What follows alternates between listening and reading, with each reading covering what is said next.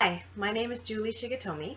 I've been with Remax for a little over a year now, and I live on an island in the Bay Islands of Honduras called Utila, and I've been here for a little over 16 years. Today I'm going to talk to you about guerrilla marketing, social media, and websites. There are a ton of social media outlets available today, and the experts say you should really choose just 3 of them and concentrate on those, do them well, do them often, and make your posts engaging. This is pretty much the goal of all social media. Now, I know the experts say stick to 3. I have 4 icons here: Facebook, Twitter, YouTube, and LinkedIn. However, I don't really consider LinkedIn as being a social media outlet. It's more of a business referral network page where you can find employees and find jobs on this site. Just a caveat before we move on to Facebook. Although I have an idea of what I should be doing, it doesn't necessarily mean I have the time or the energy to complete everything necessary to have a successful online campaign, but I'm working on it. As you can see here, I have the URLs julie.shigatomi for my personal page, Utila Real Estate for my agent page, Utila Honduras, which is information about the island, and a Jungle Cafe restaurant page. If you're just starting out in Facebook, keep in mind that you'll want to make your business page a relevant name for your area or business so that when people perform a keyword search, you will show up in the search results. Facebook works by reach. You know, the 6 degrees of separation concept where everyone in the world is supposed to be connected by 6 degrees. So if you know someone that knows someone up to 6 people removed, well, Facebook works on a similar concept.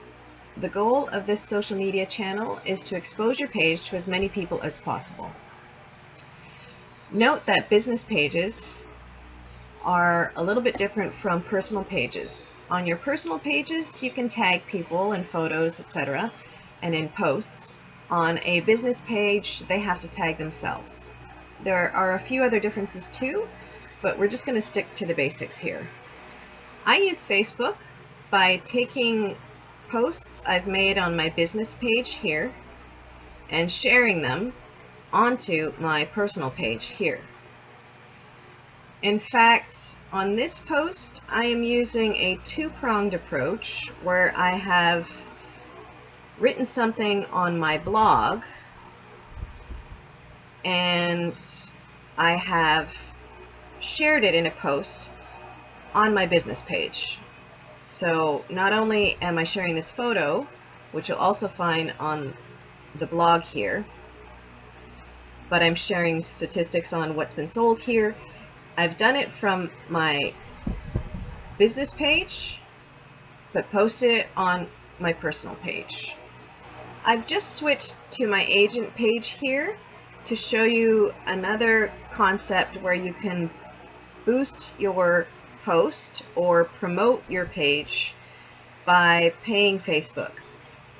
I've yet to go down this road, but I've heard it's inexpensive and fairly successful. Now, just a quick flip from my agent page here to the island page, just to have you take a look and see, just posting a few things that are happening around the island and sharing things from all these different pages between them to give a further reach. Something else I want to throw out there is there was a LinkedIn group that suggested we like each other's Facebook pages. With more than 100,000 Remax agents worldwide, we could just like each other's pages and reach most of the planet ourselves, keeping it within the Remax family. So think about that. Go to each other's pages, leave a message, and say that you've done so and ask them to return the favor. This is Twitter, and I stink at it because I'm so long-winded. I find it very difficult to post anything meaningful in 140 characters or less, including spaces and punctuation. So tweets here is what you say. I have in the past posted many things just coming from another social media channel and need to work on posting things specifically meant for Twitter. So you make your posts here, or your tweets, should I say. Remax training in Miami. Oh, what fun. Add a photo.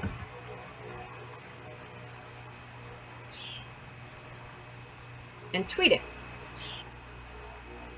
I should put who is in the photo and hashtags, but I often forget. So here's the photo along with everything else. And just like LinkedIn, Facebook, we should be following each other to give us a further reach. This is LinkedIn. It started a while ago as a paid business referral site. It's one of the few networking sites today that have paid subscriptions still.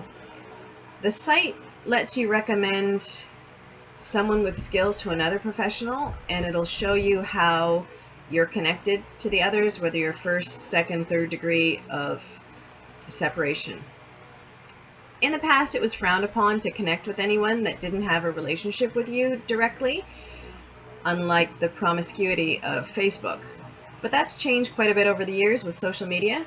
And when I got back into real estate, I opened up my LinkedIn profile to connect to people I've never met before. So don't rat me out to LinkedIn. So if you want to go to your profile and edit your profile or check out your profile, click here. You can see information about you, your past jobs. This is how well my profile has been filled out. You can see how many people have been looking at you, which is kind of nice. You can also pay for a subscription to this, which I don't do because I'm not into referring people. This is maybe a more paid referral program would be if you're in human resources and you want to get referrals from good potential employees and employers, etc. So just here, it's more like connecting to other people. You can figure out who knows them and how they know them and create your network from there.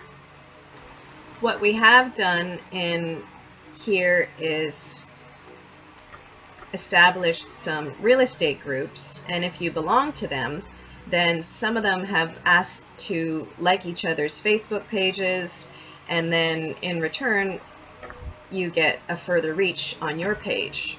So you might want to go to markets that you're interested in and you know people and you want to make referrals to, and back and forth. But that's where interests here and groups come in handy.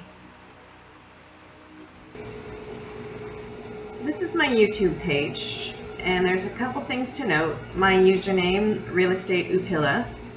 My name here, Julie Shigatomi, from my Google Plus page, and various videos of listings and things that are happening around Utila.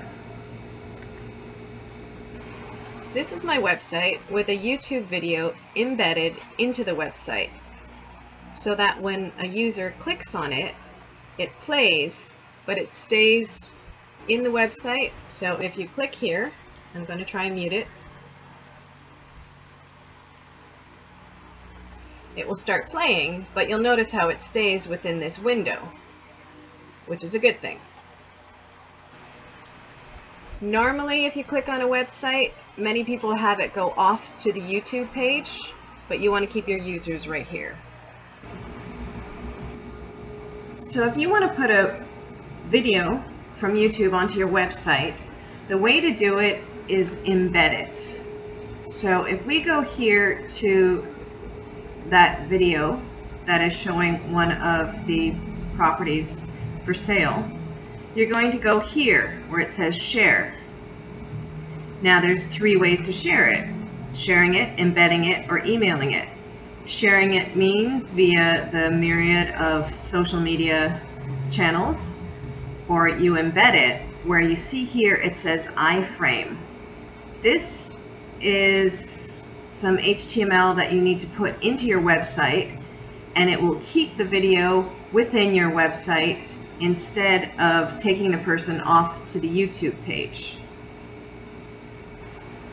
Just some other things to take a look at is a map that I have on my website to keep people within my website, and it's got all the businesses around the town. You can click on some of these businesses and go to their websites.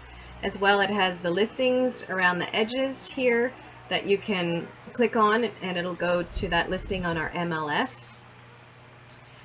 This is also something that I have made 3,000 copies of, with this on the flip side, and it's left in the hotels and restaurants and some transport companies, so people have an idea of where they're going, to find all the businesses, some environmental tips here on the back, and my business card. So now when it comes to websites, you want people to stay on your website, you want them to stay longer on your website, click more often from your search results, click on your website from other places, which usually means you should reciprocate those links, update your website often, as this helps in your rankings, and have a blog, which means you are updating it often, which means in turn your website will rank better because your information is more current. Just a few quick tips about websites. We talked about this earlier with keeping the YouTube video within your website. The other thing to note is, although you want them to stay within your website, you also want to have external links, as well as these social media icons that allows people to follow you easily. We're going to go down to the bottom and see an external link here for golf cart rentals, and they have a reciprocal link that brings you back to my website if you want to look for real estate. The thing to note with that is it refers you from somebody else and vice versa, so it puts you as being more relevant in the internet world when it comes to people searching on Utila. Before we clicked on my blog on my website, it's important to have a blog because it means that you're updating your website often. This in turn signifies that your website stays current and you're communicating with your audience.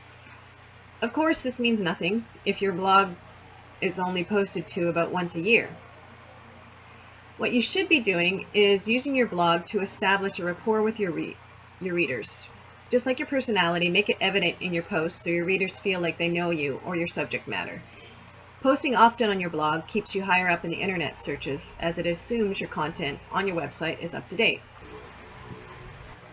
Here are a couple of tools that will help you with checking out how you're doing with your website. Marketing Grader and websitegrader.com. All you do is you go to the site and you type in your website address and your email address, and they will provide you with a report on how your website did. So I have a 61 out of 100 for this website, and it checks for a couple of things: blogging, social media, SEO, lead generation, and mobile. So let's look at my score here for blogging. I have a 3 out of a 6. Number 1, do I have one? Yes, I do, as you saw earlier. Number 2, do I have an RSS feed? Yes, I do, through the WordPress blogging website, and it provides an RSS feed, so it's also an external blog from my website where basically I take the posts that I do on my website and regurgitate them here. Do I link from my blog to my home page? Well, my blog is on my home page right here, so obviously I get a point for that. The 4th, 5th, and 6th items under blogging I do not have. Do I have social sharing buttons? So let's check it out on my blog. Do I have the social sharing buttons? No. If you look here, I have my LinkedIn profile, but I should also have the social sharing buttons. As you can see here on my homepage, I do have the social icons: Facebook, Twitter, LinkedIn, and a quick icon to email me, but I need to put those onto the blog. So the last 3 points here I don't have, but they would all be complete and fulfilled if I simply put those social icons on the blog page. Then I'd get a 6 out of 6. Moving on to social media, I get a 3 out of 3 because I have a Twitter account, a few Facebook pages, and I link them all together. SEO, or search engine optimization, I get a 3 out of 3. Number 1, adding alt tags to your photos. Think of these in terms of captions, but for the internet spiders or searchers or web crawlers that take your content and make it searchable. The second point here, use page titles without your company name.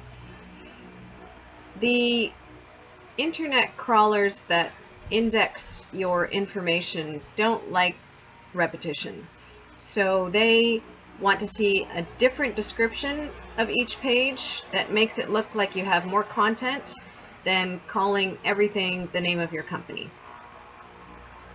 And the last point here under SEO is use unique page descriptions. Pretty much the same thing that I said in point number 2. The internet spiders don't like copycats. And I mentioned before in my blog that I take the WordPress info from my website blog, which I really shouldn't do. It should be different content. But as probably the case with all of you other agents, you don't have enough time, and neither do I. Lead generation, I only get a 1 out of 3, basically because I'm just learning about this. Set up analytics. Track your website visitors so you can see where to improve. I use 2 things called Stat Counter and Google Analytics. You can see how many people have checked out your website, especially the Google Analytics, from what country they're from, and a lot of very interesting data. And Stat Counter lets people know how many people visited your website each week, or however often you want those reports sent to you.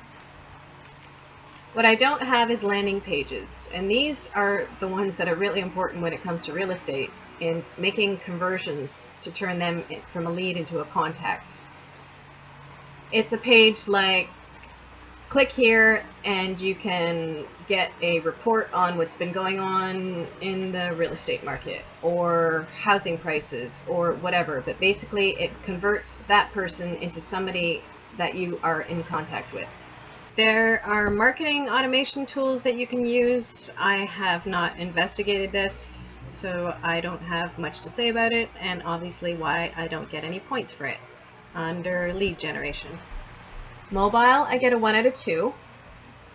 1 because my website is mobile friendly. It can detect which device you're looking at it on, whether it's a phone, tablet, or a desktop, and if it's a phone or a tablet, it will move you over to my mobile site, and if it's a desktop, it'll keep you there. The second thing I just learned about, and I will implement that as soon as I can, adding a meta viewport tag in your website. This will allow it to be scalable based on what device is viewing it. If you go over to the marketinggrader.com under the mobile devices, it checked to see if I had one, a mobile site, and yes I do. And it says this is what your website looks like on most smartphones or tablets. And did I know that 43% of all phones are smartphones, and 87% of them use it to access the internet. Here are a few other tools that might help you manage your online marketing campaign. I use Hootsuite, which is a dashboard of all of your media channels under one roof. You can post up to 5 for free, which is the account that I have, or you can purchase the account or the product and post to unlimited accounts. What is great about this is if you have a very creative day, you can make several posts and schedule them for later posting. So if you go on holiday, you don't have to keep up with your online marketing on a daily basis, and it can do that for you by pre-writing these posts ahead of time. This is what the Hootsuite dashboard looks like. There's your timeline. You can see things that have been posted there.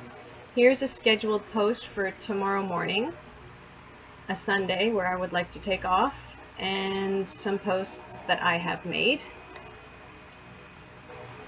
This is all on Facebook, and you can switch between different streams. Here is Twitter. This is my WordPress stream.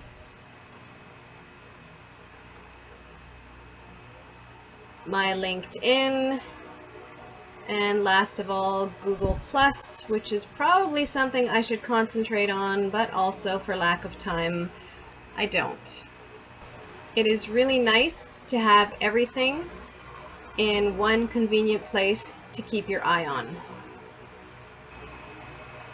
The next tool is called Scoop.it, or scoop.it, the website. The way Pinterest is for photos, this is the same or similar tool for content.